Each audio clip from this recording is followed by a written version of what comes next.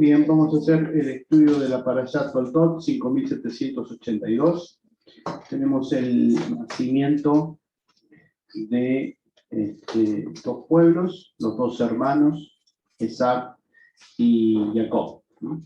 Y como hemos leído en la carta a la Comunidad de Roma, lo que se plantea con estos nacimientos es el futuro que van a tener ambos niños, por quién está predeterminado. Es decir, por qué Dios dice que ama a Jacob y por qué Dios dice que aborrece a Esaú. ¿Qué había hecho Esaú antes de nacer para tener semejante destino? Imagínense ustedes cómo puede ser la vida de una persona cuando siente que Dios lo aborrece. Y más allá del criterio religioso, de que Dios es un hombre viejito con bastón y barba blanca, si lo podemos ver desde otro punto de vista, como el creador, como la fuerza creadora, como la misma vida, o cualquiera de esas opciones, sentir que eso nos está aborreciendo, ¿no? ¿Cómo puede sentirse la persona? Por supuesto que hay muchas personas en este mundo que no pueden ver más allá del mundo físico y por lo tanto plantean que existe o no existe un creador, o existe o no existe una vida después de esta vida, ese tipo de cuestiones, y que todo es aleatorio, las cosas suceden porque suceden. A ese tipo de personas que viven en lo que nosotros llamaríamos oscuridad, plantearles de que ese creador los aborrece, les daría lo mismo.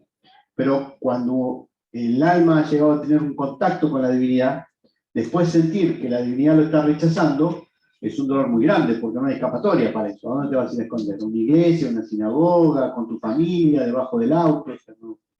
Donde vayas, va a estar el mismo sentimiento. Y eso es lo que le pasaba a pobrecito Esaú. Por supuesto, mucho más fácil poner la caricatura de que era malo, que era malvado, que nació rojo, que era esto, que era el otro, y las cosas que hizo, y que sabe, y que sabe. Sí, está bien, pero parece que nació para todo eso. Para que haya un Jacob tuvo que haber un Esaú. Era inevitable, porque si no, no se va a cumplir la profecía. ¿Y cuál era la profecía? Que el mayor, el que iba a recibir las 2/3 partes de la herencia y la bendición del padre, de Isaac, que era la bendición del abuelo de Abraham, nada más y nada menos, iba a servir al menor. ¿Y el menor qué era? Y bueno, el menor era Tam, era un hombre quieto que habitaba en tiendas. Y este hombre quieto, tranquilo, apaciguado, que habitaba en tiendas, vivía debajo de la falda de su madre. ¿Por qué? Porque la madre se identificaba con Jacob y el padre se identificaba con Isaac, ¿no? Y la mamá lo cuidaba. Este que iba a ser cuidado por la mami es el con el cual se iba a dar la posterior descendencia. A esta altura, todavía el abuelo Abraham estaba vivo, no había muerto. Se dice, si mal no recuerdo, que Abraham murió a los 13 años. ¿Por qué a los 13 años de los chicos, no? ¿Por qué a los 13 años? Porque a los 13 años donde el Yetzer Hará ya toma todo el impulso y ahí quedan los caminos bifurcados de Isaac y de Esaú y de Jacob. Bueno, ahí está, para allá tiene historias sumamente conocidas, como la famosa venta de la primogenitura, ¿no? En donde el texto dice que Esaú vino con mucho hambre de cazar, estaba muy cansado, y estaba haciendo un guiso a Jacob y le vendió la primogenitura por un plato de guiso. En realidad lo que hubo ahí, después de una transacción comercial, en aquella época se solía hacer una comida. Entonces, aparentemente hubo una transacción. Podemos interpretar también que hubo una transacción comercial. O sea que Jacob le ofreció plata. Jacob no era ningún tonto tampoco, ¿sí? Y Esaú, ¿para qué quiere la primogenitura? ¿Qué es eso? ¿Para qué quiere la bendición de mi padre? ¿Para qué sirve todo eso? Si yo soy cazador, por lo tanto, voy a tener comida siempre. Soy un hombre fuerte, puedo por mí mismo. ¿Para qué lo necesito a Dios? Esa fue la respuesta de Esaú, y entonces le dio la primogenitura. Pero Esaú tenía otro problemita además, que era cambiante. Porque después, cuando Jacob, orientado por mamita, porque fue mamita la que se metió en el medio y le dijo, mirá, papá va a cometer un error, ¿viste? Le va a dar la bendición al otro y ese hijo a mí no mucho no me... Yo creo que vos seas el primogénito. Entonces vení y vamos a engañarlo. Y cuando pasó todo eso, Esab dice, 2 veces me engañó. Primero me sacó la primogenitura y ahora me saca la bendición y me hace esto y me hace el otro. Se la había vendido. Ahí vemos los cambios de ánimo. Depende del momento de lo que yo quiero, ¿no? Por supuesto que Esab tiene muchas particularidades. Nació rojo, rojizo, de donde se va a interpretar después que de él, como está escrito, de él desciende Edom. Edom es lo rojo, Edom pasa a ser Roma, la sanguinaria. Roma, la sanguinaria. Roma, la sanguinaria. El Vaticano, la sanguinaria. Bueno, sí, una cosa como esa. Después recordamos todas las persecuciones contra el pueblo judío, la Inquisición, todo alentado por Roma, no solamente fue el Imperio Romano, sino también la Iglesia que se unió al Imperio Romano y conformó el catolicismo, ¿no? Toda la institución. ¿Por qué? Porque ahí está el origen. El origen en dónde está, en Edom, y Edom está en Esab. Entonces, Esab y Jacob, más que 2 personas, son 2 grandes conceptos. Son 2 grandes conceptos. El menor, Israel, quieto, que busca la paz, es oprimido por Esab, que es el hermano mayor. Por supuesto, hay 6.000 millones de personas y 13 millones de judíos. Muy sencillo. Y 6.000 millones de personas que piensan que los judíos quieren dominar el mundo, que los judíos mataron a Cristo, que son deicidas, de que los judíos matan a los palestinos. Y la historia se repite y se repite y se repite. También es cierto que en la bendición de Isaac a Esab le dice que cuando Esab crezca se va a sacar el yugo de Jacob. Esto es, cuando un hermano esté arriba, el otro va a estar abajo. Entonces, cuando Esab tenga poder, Roma, el imperio, Israel va a ser aplastado. Cuando eso cambie, cuando Israel sea cabeza de naciones, entonces Esab va a servir a Jacob. A partir de ahí, toda la historia bíblica va a hablar sobre eso, gentiles y judíos. Va a hablar sobre eso, prácticamente, ¿no? Y en el medio están las naciones, los habitantes de las naciones, que se quieren incorporar a Israel porque se identifican con Jacob. Sobre esto va a hablar Isaías en el capítulo final de su libro, donde va a augurar que en el final del tiempo, después del juicio divino, las tribus de Israel van a ser reunidas otra vez, las tribus perdidas, y va a decir que Dios va a tomar de las naciones a aquellos gentiles que se quieran incorporar a Israel, y va a tomar de ellos a levitas y coanim, o sea, levitas y sacerdotes. Y esto es muy interesante porque se supone que el sacerdocio y los levitas provienen solamente de la descendencia física de Aarón y de sus hijos, de la tribu de Leví. Sin embargo, Isaías hace un nuevo planteo, diciendo que con el juicio divino se va a abrir el espectro del reino de los cielos. Es decir, que muchas personas de distintos pueblos, si están orientadas correctamente, que es vivir la Torá, van a poder ingresar en ese estado de sentir y de vivir con la presencia divina dentro de la persona. Justamente sobre eso,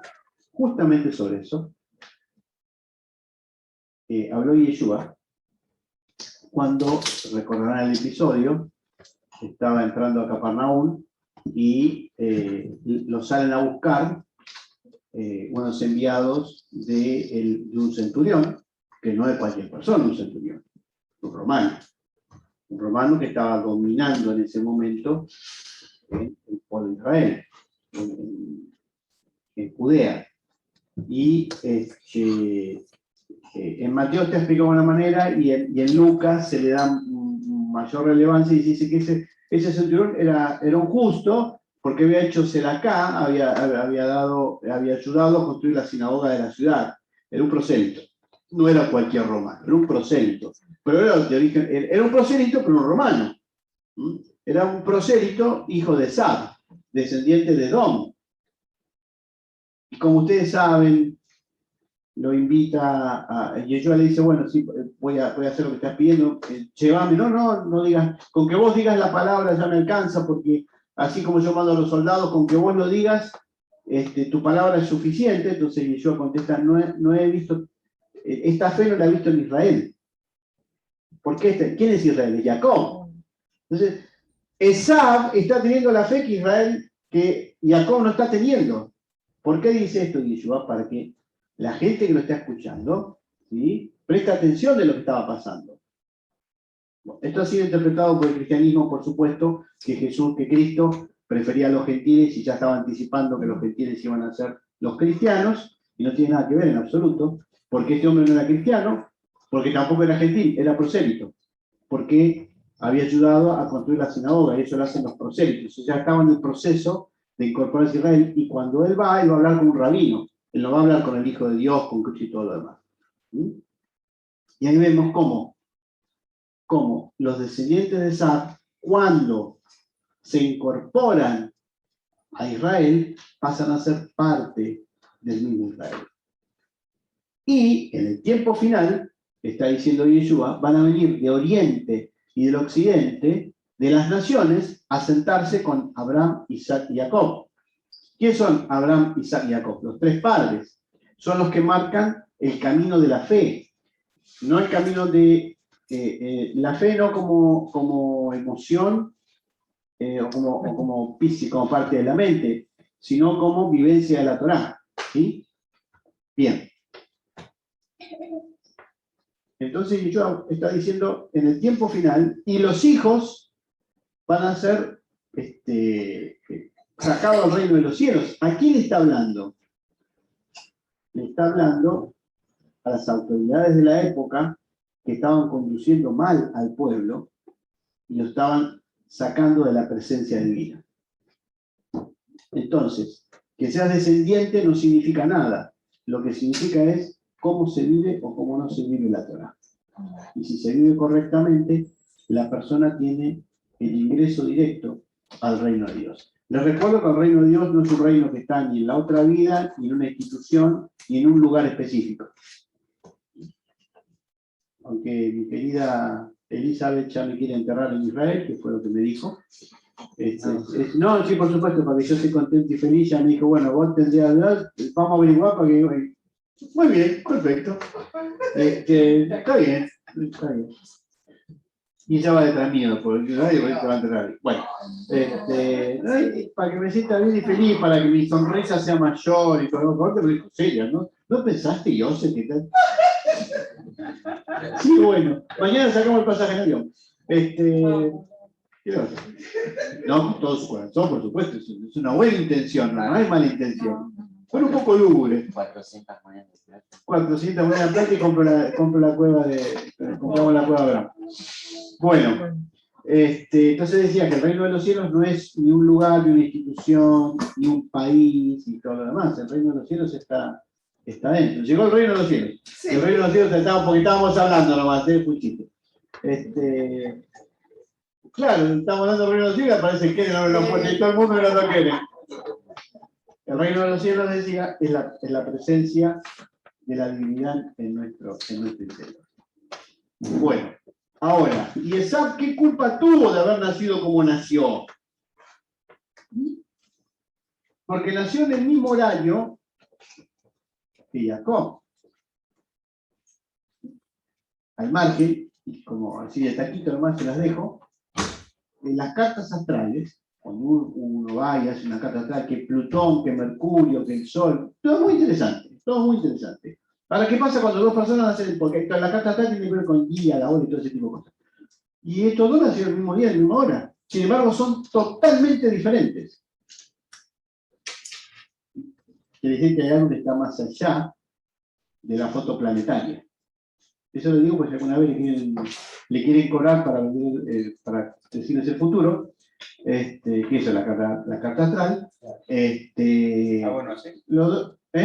Todavía no, pero próximamente vamos a tener que hacerla, me parece.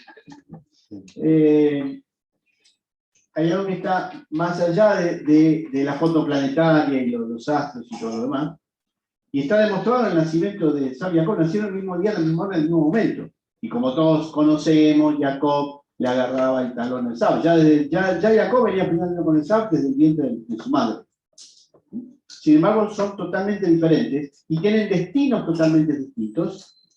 Y vamos a ver después en las parashot que continúan que la vida de Jacob no fue una vida sencilla. Fue una vida que tuvo un inconveniente tras otro, tras otro, tras otro, tras otro, y que al final llega al nivel de Israel.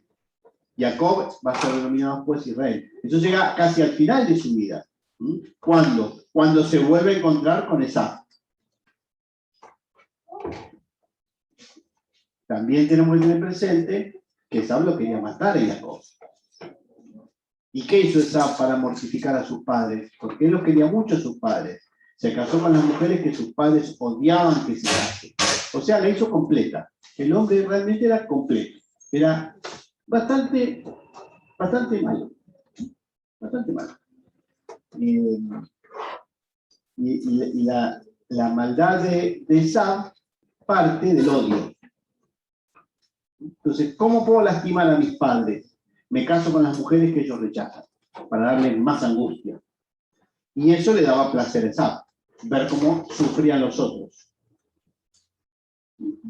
Eso es el signo del Yetzer Hara, del impulso del mal, es el odio. El odio conduce a eso. Mientras que Jacob,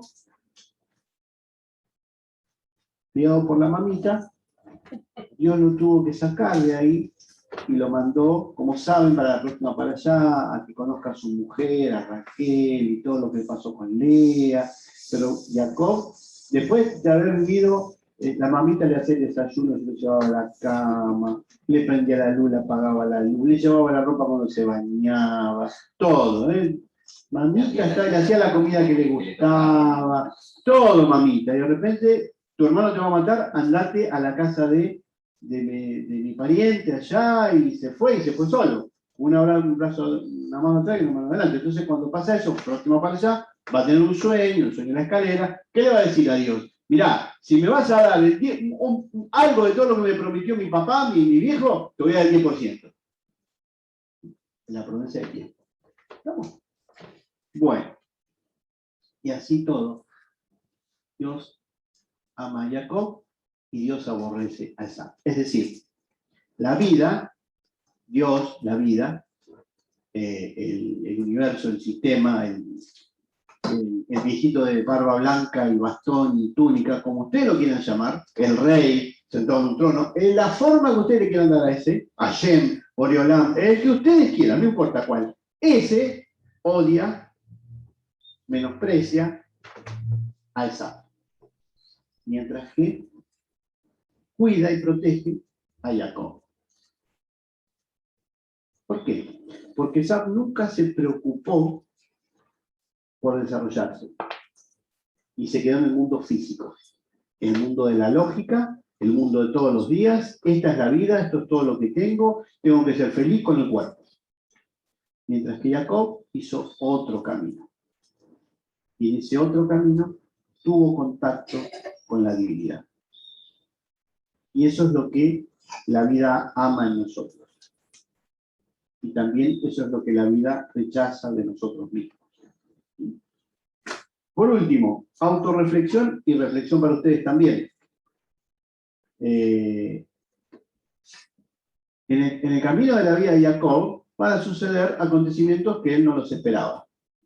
A todos nos pasan acontecimientos que no los esperamos. Hace unos días le robaron el celular a Darío. Lo que él contó, se le da calle un segundito, con una pavadita, qué sé yo, dame el celular.